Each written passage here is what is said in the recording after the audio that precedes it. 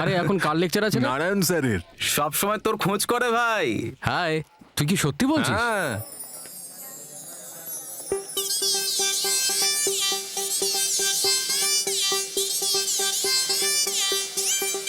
আরে এটা ওই মেয়েটা যে সেদিন পাশ দিয়ে গেছিল। হ্যাঁ, কিন্তু তুই কি করে জানলি? That is Vishal's technique. আরে এ তো আমাদের ক্লাসমেট ভাই। এই চল গিয়ে কথা বলি।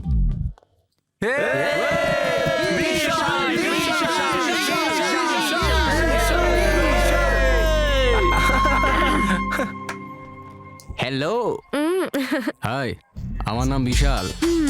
সে তো শুনতেই পেয়েছি। আর তোমার নাম? অ্যাটেন্ডেন্স হওয়া অবধি অপেক্ষা করতে হবে। ও, কি খবর বিশাল? আরে বাপরে, এখনই আসতে হতো একে। Sit down, sit down. কি ব্যাপার বিশাল? ক্যাম্পাসে তো সারা দিন তোমাকে দেখা যায়, কিন্তু ক্লাসেই তোমাকে দেখা যায় না। বাড়িতে প্যারেন্টসদের বলে দিয়েছো তো, নাকি আমি ওনাদেরকে জানিয়ে দেবো? আপনি একমাত্র মানুষ যে আমার কথা বুঝবেন। সিম্পল ব্যাপার স্যার, পরীক্ষায় পাশ করার জন্য উত্তরের দরকার স্যার, অ্যাটেন্ডেন্সের নয়। কি তাই তো? আরে স্যারের সঙ্গে কেন তর্ক করছিস? হ্যাঁ, চুপ করবো স্যার। তাহলে ঠিক আছে, আমি বোর্ডে একটা প্রশ্ন লিখছি, যদি সেকেন্ড স্টেপ আর থার্ড স্টেপটা বলতে পারো তাহলে ঠিক আছে। হ্যাঁ হ্যাঁ, ওকে। রোজ রোজ, কি হয়েছে? অ্যান্সার অ্যান্সার অ্যান্সারটা কি হবে?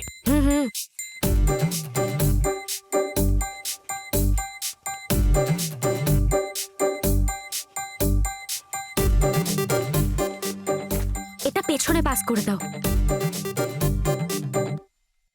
এর পরের স্টেপটা বলো। মিস্টার বিশাল, তুমি তো বললে যে অ্যাটেন্ডেন্স নয়, আনসার জানাটা দরকারি। তাহলে বলো কি হলো, আনসারটা জানা নেই? হ্যাঁ স্যার, আমি কি অ্যানসার দেব? হ্যাঁ বলো। 1 - sin x - cos x =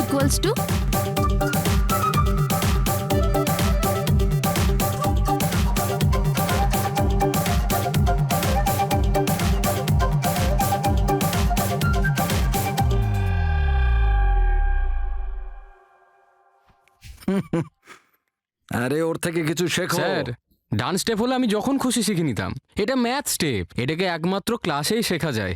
এবার দেখবেন স্যার, এখন থেকে আপনার একটাও ক্লাস মিস করবো না। হ্যাঁ ঠিক আছে ঠিক আছে, ওকে স্যার।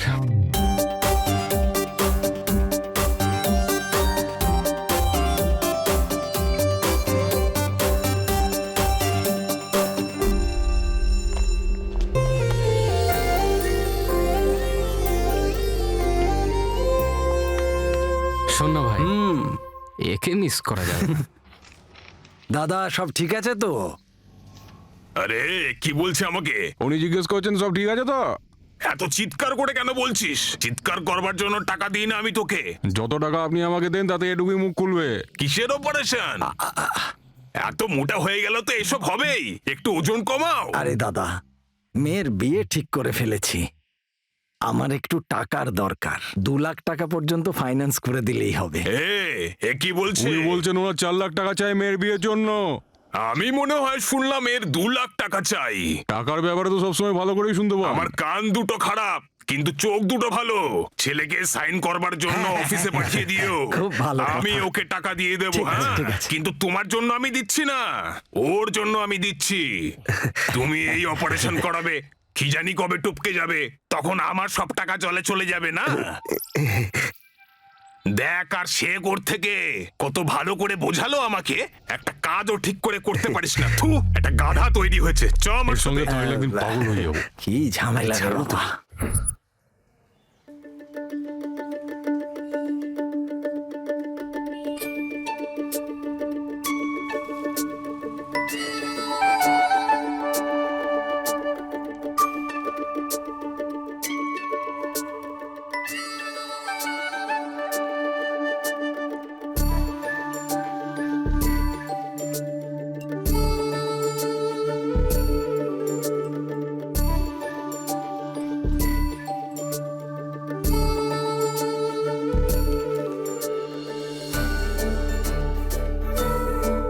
নিভৃত চাঁদ তো একা তারার ভিড়ের মাঝে, তবু রাত তো বোঝে না চাঁদের গোপন সাজে। পাথরের এ দুনিয়া অনুভবে বড় নির্জীব, হৃদয়ের কথাগুলো শোনে না কেউ হয়ে উদ্গ্রীব। চাই না চাঁদের আলো, চাই না শুতে আকাশের কোলে, চাই শুধু তোমার এক ঝলক চোখের চাওয়া তলে। আমার প্রেমের দীপ্তি জ্বলুক তোমার বুকে, এখন শুধু এটুকুই চাই সদা থাকো সুখে। ওয়াও, এই কালারটা না আমার বয়ফ্রেন্ডের দারুণ পছন্দ। এই ধরনের রেস্ট্রিকশন একদম থাকা উচিত নয়। আমি যাই ড্রেস পরি না কেন ওর পছন্দ হওয়া উচিত। আচ্ছা, একটা কথা বলবো তোমায়, তুমি তো এতটাই আলাদা, তাহলে আমি ভাবছি তোমার বয়ফ্রেন্ড কেমন হবে? অবভিয়াসলি ইন্টেলিজেন্ট তো হতেই হবে, হ্যান্ডসামও হতে হবে, সাহসীও হতে হবে, একদম বিন্দাস টাইপের। সব কোয়ালিটি চাই। তোমার বাড়িতে কোনো প্রবলেম হবে না? কিসের জন্য? তুমি যে 4টে ছেলেকে বিয়ে করবে। 4 জন ছেলের সাথে কেন? তাছাড়া আর কি, এত গুণ তো তুমি একটা ছেলের মধ্যে পাবে না। কেন পাবো না? দেখ এই ড্রেসটার ডিজাইনটা ভালো না, এটাই খুঁজছিলাম আমি। আজ এই ডিজাইনটা পছন্দ, কাল অন্য কিছু ভালো লাগবে। এটা ভালো না? দারুণ লাগছে। চল। এ দীপা, ওদিকে দেখ, ওই ছেলেটা কখন থেকে তোকে দেখছে। চুপ কর তো। একবার পিছনে দেখ, পিছনেও একটা ছেলে দাঁড়িয়ে। বেচারার দিকে একবার তো থাকা। আমার মনে হচ্ছে ও তোকে দেখছে। এখন এই ছেলেগুলোকে দেখ, না কোনো কাজে আছে না কোনো কমে আছে, শুধুই বিজি হওয়ার নাটক করছে। বাসু, হ্যাঁ আজকে একটু বেশি গরম তাই না? ঠিকই বলেছিস ভাই। তবে একটা কথা বলবো তোকে, আমি আমার গার্লফ্রেন্ডকে সারা জীবন এসি গাড়িতে ঘোরাবো। তোর আইডিয়াটা তো সলিড, কিন্তু কে জানে তোর এই স্বপ্নটা এই জন্মে পূরণ হবে কিনা। তুই সারা জীবন ফালতু কথাই বলবি তাই না? এই শোন না, হ্যাঁ বলছি দেখ তো এই মেয়েটা আমাদেরকে দেখছে কিনা। আমার তো মনে হচ্ছে এখানে সবাই তোকেই দেখছে। এমনি এমনি 1 ঘন্টা ধরে রেডি হয়েছি। আরে দেখছে না তোকে, আর আমার মনেও হয় না তোকে দেখবে বলে। আমার কি মনে হচ্ছে জানিস তো, তোর না চোখের সমস্যা হচ্ছে। আরে ও আমাকেই দেখছে, কিন্তু তুই ঠিক করে দেখতে পাচ্ছিস না। তুই বলতে কি চাইছিস ভাই? ভাই আজকাল এখানে কেউ আসে না। আরে সেরকম কিছু না, আর তাছাড়াও আমরা ছাড়া এখানে কেই বা আসে। একবার ওদিকে দেখ, আরো একটা নতুন এন্ট্রি। দীপা, এবার তোকে দেখে কিন্তু আমার খুব হিংসে হচ্ছে। তাই বুঝি? তাতে আমি আর কি করব বল? এ ভাই দেখ, ওই মেয়েটা তখন থেকে তোর দিকেই আরে দেখছে। ছাড় না ভাই। সিগন্যাল দেওয়ার আগেও আমার উপর ফিদা হয়ে যাচ্ছে। ভাব একবার ওর সঙ্গে কথা বললে কি হবে ওর। আরে তুই তাহলে দাঁড়িয়ে আছিস কেন? তুইও শুরু হয়ে যা। চল যাই, মজা হবে। দুজন যখন একসাথে আছে তাহলে নিশ্চয়ই বন্ধু ওরা। চল।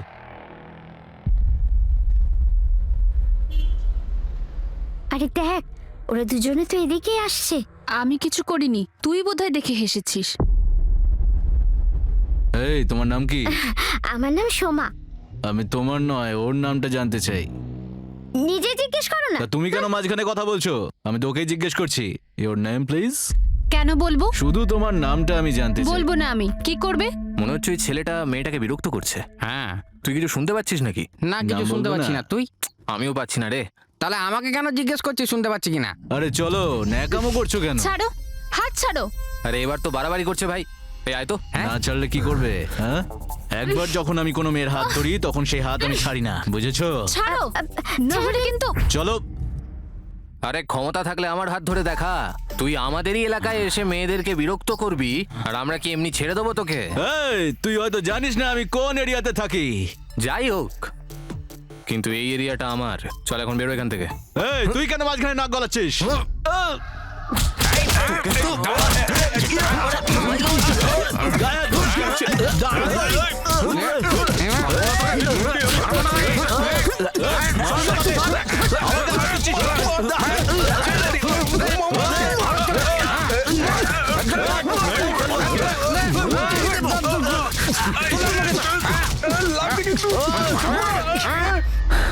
আরে আজব ব্যাপার বাসু, ঝামেলা স্টার্ট তো তুই আর আমি করলাম, হ্যাঁ। কিন্তু এটা বুঝতে পারলাম না যে শেষটা কে করলো।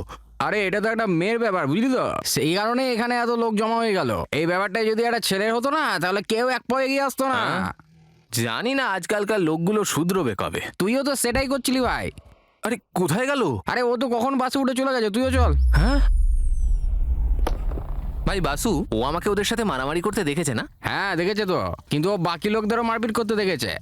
আরে থাম, একটা কথা বল ভাই, সেদিন যখন আমি বারে মার খাচ্ছিলাম তখন কেন আমাকে বাঁচাতে আসিসনি তুই? ও তখন? আরে ঘরের পোষা জন্তুকে যখন কেউ মারে যে কেউ বাঁচাতে আসে। কিছু বুঝতে পারছি না ভাই। কিন্তু রাস্তায় ঘুরে বেড়ানো যে কোনো জন্তুকে কেউ বাঁচায় নাকি? ভাই আমি এটা বুঝতে পারছি না যে তুই বলতে কি চাইছিস। আরে ভাই তুই আবার গুলিয়ে ফেলছিস, আমি তোকে শুরু থেকে বোঝাচ্ছি। আচ্ছা একটা কথা বল, আজকে আমাদের ছেলেগুলো এলো না?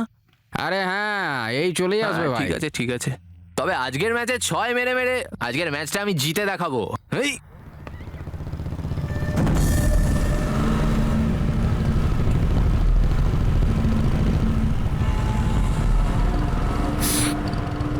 ভাই, এই সে যে আমাকে মেরেছিল।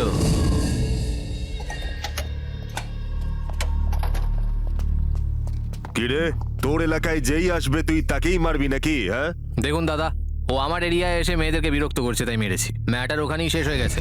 Matter closed. এখানে এখন থেকেই শুরু হবে। আমাদের ছেলেকে মেরেছিলিস কারণ ও তখন একলা ছিল, এখন গায়ে হাত দিয়ে দেখা। আমি ওকে মারলাম, ও তোকে নিয়ে চলে এলো। এবার তুই ভাব, যদি আমি তোকে মারি তখনও কাকে আনবে? এতটা দূর অব্দিও ভেবেছে তো? আরে কি সব আজে বাজে বলছি, তুই কি করেছিলিস মেয়েটার সাথে? শুধু হাত ধরেছিল। ছো, শুধু হাত ধরেছিলি? আমি বলছি তুই কি করবি? ওই মেয়েটার বাড়ি যাবি, ওকে তুলবি আর ডাইরেক্ট আমাদের আড্ডাতে নিয়ে চলে আসবি। শুধু শুধু ঝামেলা করিস না, নইলে এমন মার মারবো নিজের নাম ভুলে যাবে।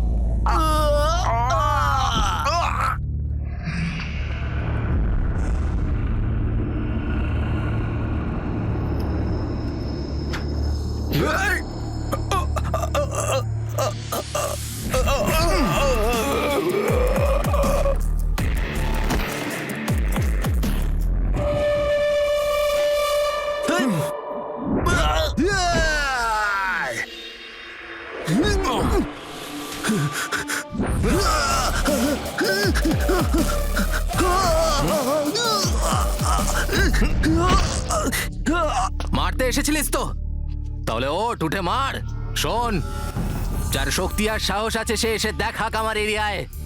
যদি ভুল করে এসেও পড়ে না তাহলে কেটে রেখে দেবো। এই চল।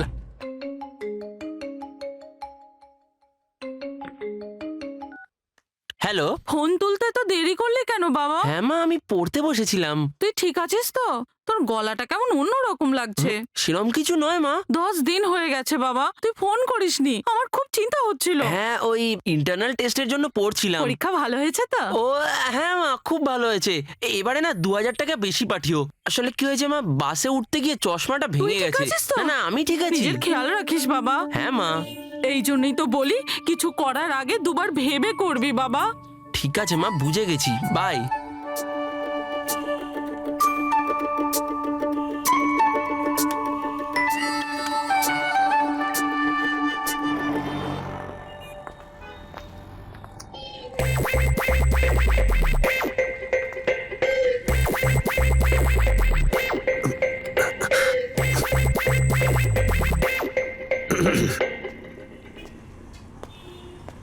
ওই কালকে আপনাকে ওই ছেলেগুলো বিরক্ত করছিল না?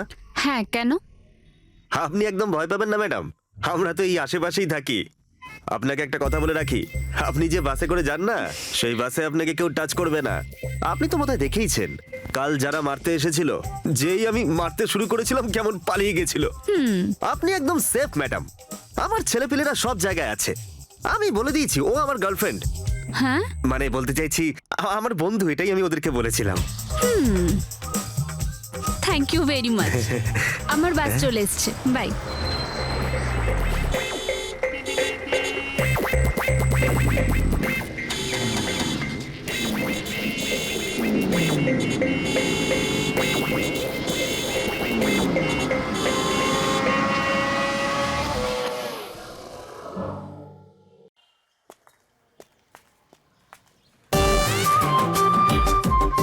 দেখছিস ভাই, একদিকে ইন্ডিয়া একদিকে পাকিস্তান আর মাঝখানেই কাশ্মীর। হ্যাঁ ভাই, আমার মাথায় ঢুকছে না এরা একসাথে কি করছে। আরে তুই জানিস না ভাই, এই মেয়েদের কোনোদিন ভরসা করতে পারবি না। আজ তো একসাথে আছে, আবার কোন দিন দেখবি ঝামেলা করছে। একটা কথা বলবো, ওই মেয়েটাকে যত তাড়াতাড়ি সম্ভব আমাদের পটিয়ে ফেলতে হবে, মানে তোকে পটাতে হবে।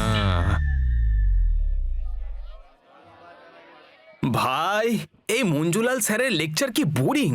কেমিস্ট্রি সাবজেক্টের পর ব্যাক টু ব্যাক দুটো সিগারেট খাবার পরও টেনশন যায় না। আরে এই জন্যই তোর ক্লাসটা বাঙ্ক বাড়ে। বিশাল মঞ্জুলাল স্যার।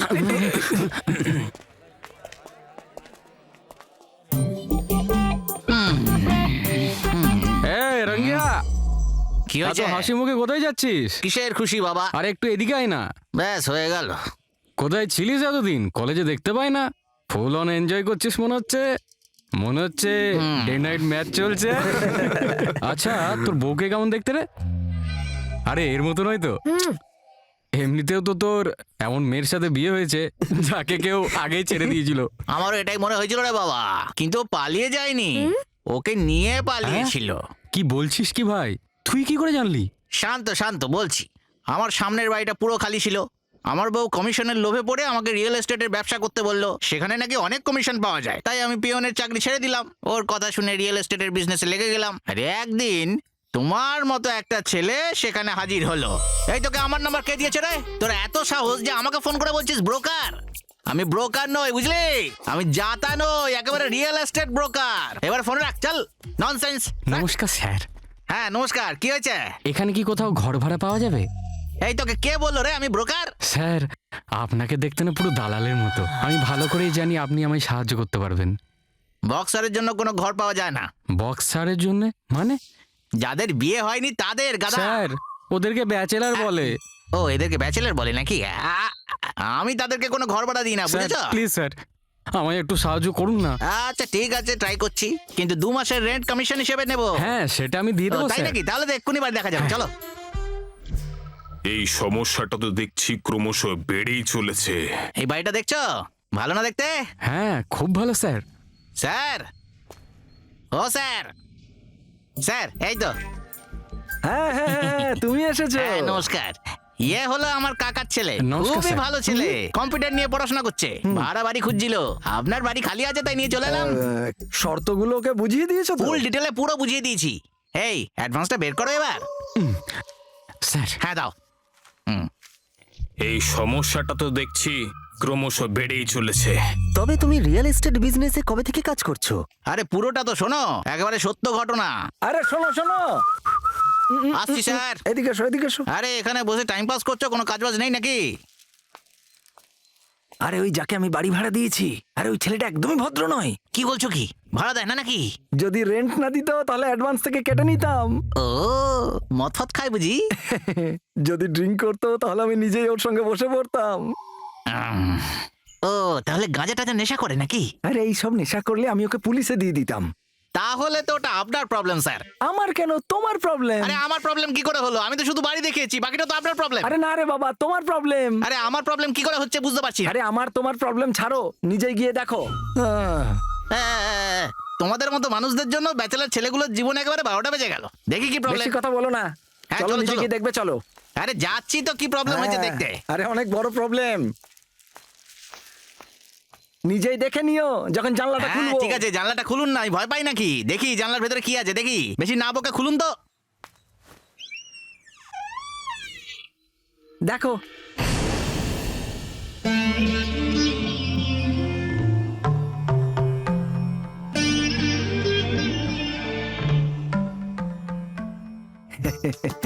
দেখো, নিজের চোখ দিয়ে দেখো, তোমার বউ থেকে ও ওর বউ হতে যাচ্ছে খুব তাড়াতাড়ি।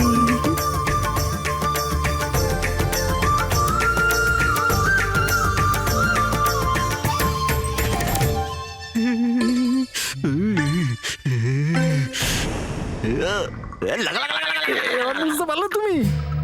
এবার এই সমস্যার সমাধান হচ্ছে। আপনাদের সবার মনে হচ্ছে যে প্রবলেমটা আমি, কিন্তু আসল প্রবলেমটা কে ভোগ করছে জানেন? আপনি না, আমি। বিয়ের দিন বর পালিয়ে যায়নি, ওকে আমি পালিয়ে যেতে সাহায্য করেছিলাম। আমি ভেবেছিলাম যদি বিয়েটা আমি থামিয়ে দিই তাতে আমার লাভ হবে, কিন্তু এরকম কিছুই হলো না। কারণ আমি জানতে পেরে গেছিলাম যে ওর বিয়ে অন্য কারোর সাথে হয়ে গেছিল। আগে আমি ওই পুরোহিতের সঙ্গে দেখা করলাম যে এই বিয়েটা দিয়েছিল। সে বলেছিল গঙ্গা বিয়ের পরে ব্যাঙ্গালোরে শিফট হয়ে গেছে, আর ওকে খোঁজার জন্য আমি ব্যাঙ্গালোর পৌঁছলাম। আমি ওর চোখে এখনো অবধি আমার জন্য ভালোবাসা দেখতে পাই। ওর মুখের হাসিটা ওর মনে সব কথা বলে দিচ্ছিল, আর আমি সেই সুযোগটাই নিলাম। গঙ্গা আমার প্রেমে পাগল ছিল। আমি থাকার জন্য ওর বাড়ির পাশে একটা বাড়ি খুঁজে নিয়েছিলাম, আর ওই বাড়ির মালিকের সঙ্গে আমার কোনো ঝামেলা হয়নি। কিন্তু যে দালাল আমাকে ঘর খুঁজতে সাহায্য করেছিল সে সমস্যার কারণ হতে পারে। তবে আমি জানতাম যতটা আমি গঙ্গাকে ভালোবাসি ততটা আর কেউ ওকে ভালোবাসতে পারবে না। তার মানে আর যার সাথে বিয়ে হলো সে ভালোবাসে না নাকি? তুমি ওকে কখনো সত্যি করে ভালোই বাসো? কি বলছিস কি? হ্যাঁ কি বলছিস? মেরে ফেলবো তোকে, দেখবে? আরে ইয়ে ছাপরে, কি শান্তি শান্তি বলছিস? কেমন মেয়ের সঙ্গে বিয়ে দিলি ভাই? তারপর আমি জানতে পারলাম গঙ্গা ধীরে ধীরে আমার কাছে আসতে শুরু করেছে। আমার আর গঙ্গার মাঝে শুধু তুমি বাধা হয়ে দাঁড়িয়ে আছো। এই মুখ বন্ধ কর, মাছি ঢুকে যাবে। ও করছে। তোমাদের সবার খুব ভালো লাগছে না এই গল্পগুলো শুনতে? যা করার করো। আর এই যে তুমি যেমন থাকতে চাও থাকো, যা বানানোর হয় বানাও, কিন্তু এ আমার বিয়ে করাবো এটা কিন্তু তুমি ভুলে যেও না। এর সাথে আমার জন্ম জন্মান্তরের বন্ধন। কেউ যদি এর মাঝখানে আসে আমি ওদের কেটে কুচি কুচি করে নদীতে ভাসিয়ে দেবো। সবাই কান খুলে শুনে রাখো। শোন, এটা কোনো সিনেমা নয় যে তুই আমাকে হুমকি দিচ্ছিস। তুই হয়তো ঠিক করে জানিস না আমি কে। যদি ভুল করেও আমার গঙ্গার দিকে চোখ তুলে তাকাস তাহলে তোর ওই চোখ আমি গেলে দেবো। কি ভাই, তুইও না এমন ছেলে পেলি আমার এক্সাম্পল দেওয়ার জন্য? তুই কি করে ভাবলি আমি তোর সঙ্গে এরকম করব? আমি তো কলেজের মেয়েদেরই ঠিকঠাক সেট করতে পারি না। এটা তুমি ঠিক বলছো, আমার কপালটাই খারাপ। আমি তোমায় কলেজের মধ্যে সারাক্ষণ চেক করছিলাম, এটা কি ঠিক? একটা মেয়ের পেছনে 4-4টে ছেলে পড়ে আছে, অদ্ভুত ব্যাপার। আরে তোকে অত কিছু ভাবার দরকার নেই, তোর সমস্যা আমরা মিটিয়ে দেবো। তোমার মতো ট্যালেন্ট তো আর আমার মধ্যে নেই ভাই। আরে কি সব কথা বলছিস ভাই? আরে হ্যালো, কে রে, আমাকে ফোন কেন করেছিস? না ভুল করে ফোনটা চলে গেছিল আর কি। বাহ, এমনি টাচ হয়ে গেল। এই বিশাল, তোমার সাথে পরে কথা বলবে। হ্যালো, ঠিক আছে। হ্যাঁ আমি বলছিলাম যে বিশাল ওদিকে দেখ, তোর এক্স গার্লফ্রেন্ড। মনে হচ্ছে ওর আবার ব্রেকআপ হয়ে গেছে। লাইন ক্লিয়ার আছে ভাই, তুই ওকে ফিরিয়ে আনার আবার ট্রাই করছিস না কেন? এই চুপ কর, দীপা আসছে। দীপার সামনে ওকে নিয়ে কথা বলিস না।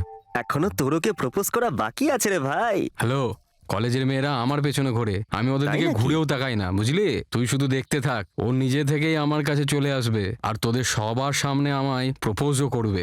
ভাই তোকে বলে দিচ্ছি ও করবেই না, তোকেই করতে হবে। তাই নাকি? প্রত্যেকটা চ্যালেঞ্জের মতো এই চ্যালেঞ্জটাও তুই হারবি। ওকে, চ্যালেঞ্জ দেওয়ার জন্য না একটা লেভেলের দরকার হয়। এবার চল যাই। হ্যাঁ চল। হ্যাঁ চল।